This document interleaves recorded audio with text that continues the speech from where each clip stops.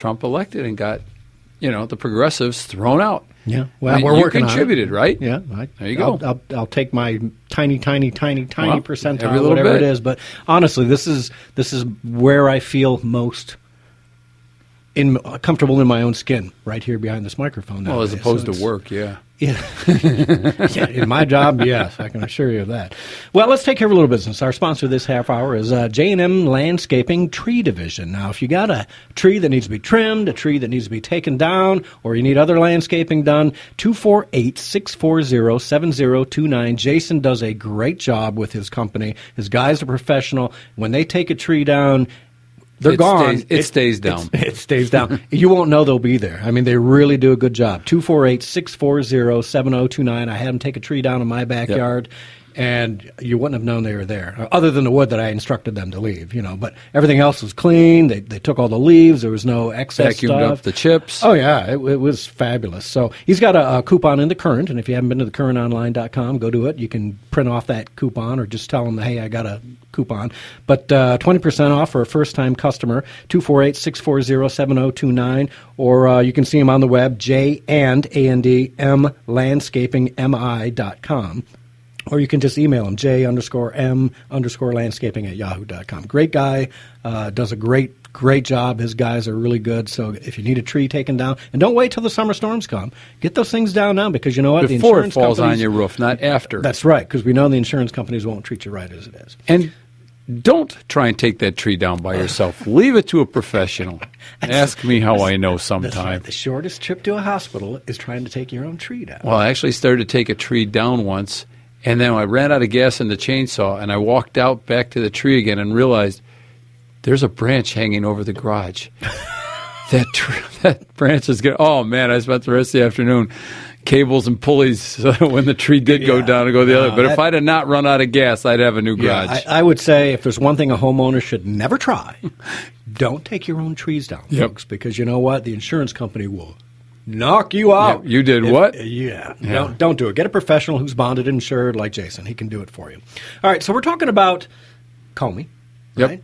And the rumors and allegations. And folks, I want you to understand, there is no evidence. There has been no evidence after almost 2 years of this investigation. This is allegation and innuendo. It's death by 1,000 cuts. They're trying to, what they call, Rush called it the other day, a silent coup.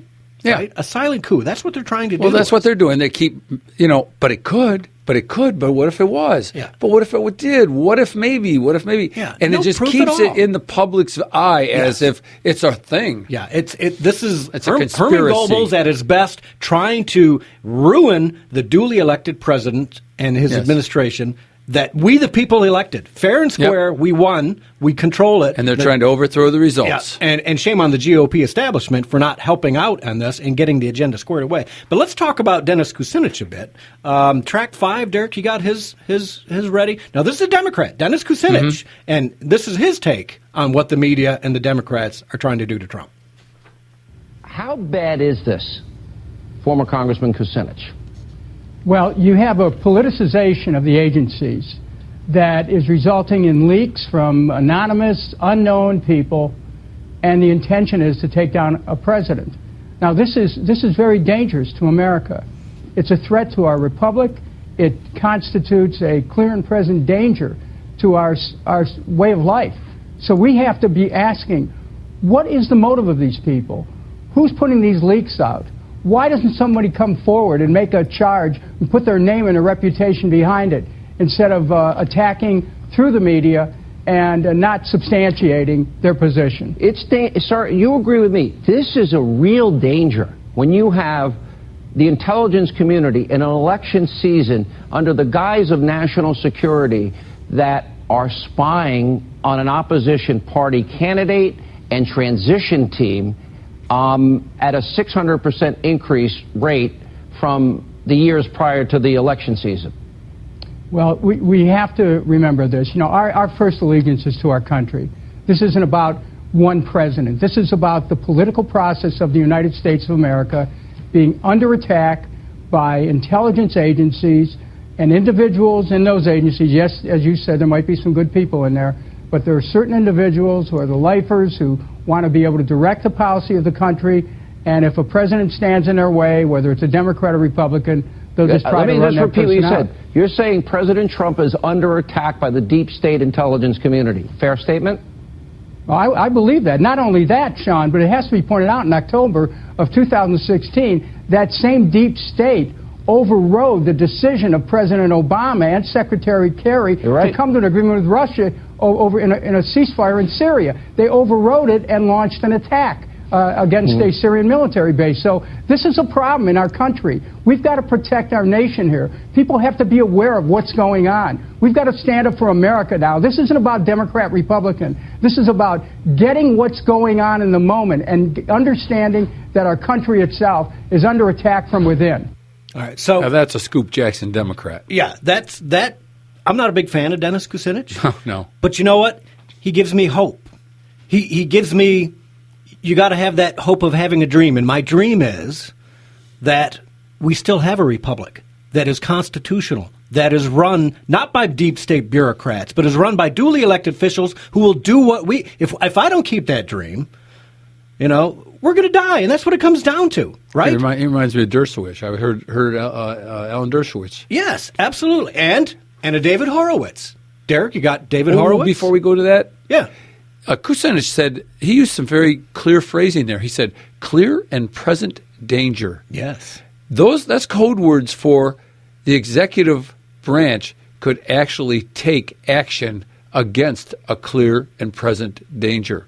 Ah. Now, that means that basically we could use, he could use the FBI to go in and root out the deep state if that's what it was. If we got more of Congress to buy into that it's a clear and present danger. Yeah, and you know what? Here it is, folks. It doesn't get any clearer than this. There is a cabal in Washington, and it's not just Democrats, and it's not just Republicans. It's a mixture of both, and those who don't even care what they're called from a party perspective. These are people who want to consolidate and control power so they can consolidate and control you and the American way of life. And you don't need a tin hat for that. You don't. This is real. It's real. This is not Tinfoil Gary doing this. This is as real as it comes. You've got track 6, David Horowitz. All right, go ahead with David Horowitz. The problem now is that we're in the midst of a crypto civil war. The Democrats have adopted the slogan of resist, which is something that partisans do to Nazis. The Democrats are determined not to oppose Republican legislation, but to overthrow the Trump government. People have to understand that. They march in lockstep. It's very hard to break off a Democrat, where it's very easy with Republicans because they're individualists and they all march to different drummers. When Republicans resisted, we were obstructionists. We were bad guys. When we tried to hold Obama at bay, yeah. This and he's points out something really good there when he says, "Listen, Republicans are individualists, right? And for the most part, you are. That's why we've got these crazy rhinos like Mitch McConnell, Lindsey Graham, John McCain, even Paul Ryan. I'm sorry, I don't trust Paul Ryan. I really don't. His wife is a Democratic lobbyist. He does." His actions speak far louder than any words that he speaks, frankly. I mean, you propped up Obama and what he wanted to do the last 6 years or 2 years, whatever he was that he's been speaker now, and I just don't trust him. Do what you got to do. Mitch McConnell, there should be a new hashtag out there, 51 hashtag. Take the Senate to 51 votes for everything. The heck with it. I'm done.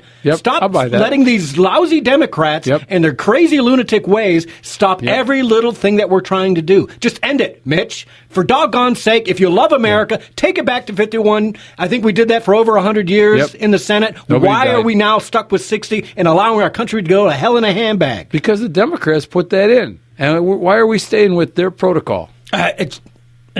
Well, you moved toward leaks, so nice segue on your part, and I appreciate that. Derek, do you got track 7 ready? So this is Glenn Greenwald, right, from The Intercept. Glenn Greenwald is a liberal Democrat, right? And he's talking about what the deep state is doing to Trump. And is this, just like David Horowitz said, a prescription for destroying democracy here in America? Go ahead and play Glenn Greenwald. Let's explain the use of anonymous sources. Glenn, you have said that the president's right when he says some of these leaks are illegal, meaning people are sharing information illegally. But you say it's justified. Why is it justified?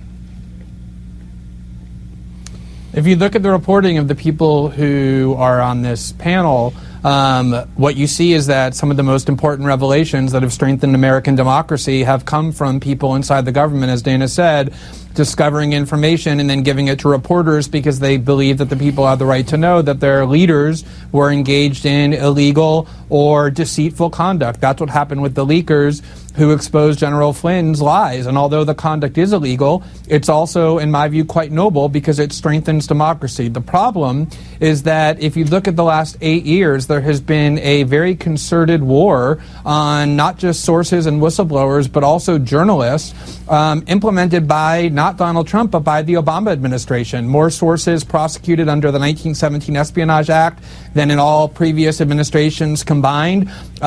Journalists such as James Rosen at Fox News and Jim Risen at the New York Times, and those of us who worked on the Snowden reporting, constantly threatened with prosecution or having our phone records subpoenaed and the like.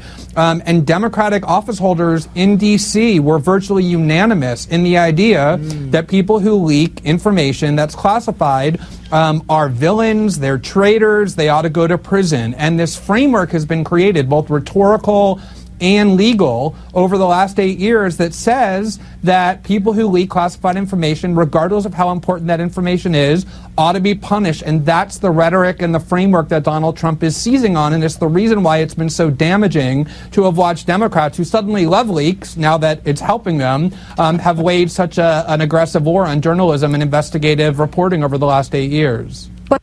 Okay, last 8 years.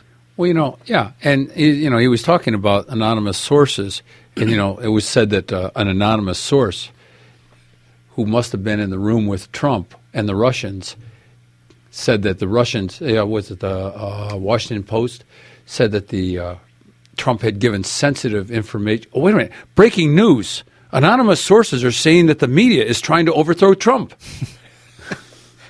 And back to our regularly scheduled program. I don't know that that's anonymous, though, because we see it every day. It's Anderson Cooper. Yeah. It's Joe Scarborough. It's Mika Brzezinski. It's Rachel Maddow. They're doing it every day. All you have to do is make an accusation and say anonymous sources, say. Yeah. And well, where's your anonymous source? You mean one of the 5 people in that room was actually willing to go outside of that room and say this happened in there, and all you have to do is narrow it down to which of the 5 it was? Yeah, well, that's what drives me crazy. I mean, come on, who was all in that room that would have... Now, unless it was completely made up. Well, I like what Putin says. Do you know, I read a report that Putin was defending... He was in Italy, and he was defending Trump, which doesn't look good for Trump. But he said, I really need to talk to my ambassador. I'm really upset with him that he has yet to divulge to me what this information was that Trump gave him. Who said he doesn't have a sense of humor, right? I thought it was great. And he offered to release the transcripts himself, right? He said, I can release the transcripts because I can show that there was nothing said. Because he wants, they'd be doctored and he'd be helping his minion Trump. Yeah, that's, the insanity it grows by the day. And frankly, I think the American people can see it. All you have to do is watch the news, whether it's Fox, MSNBC, CNN, NBC, ABC. The Democrats are literally unhinged.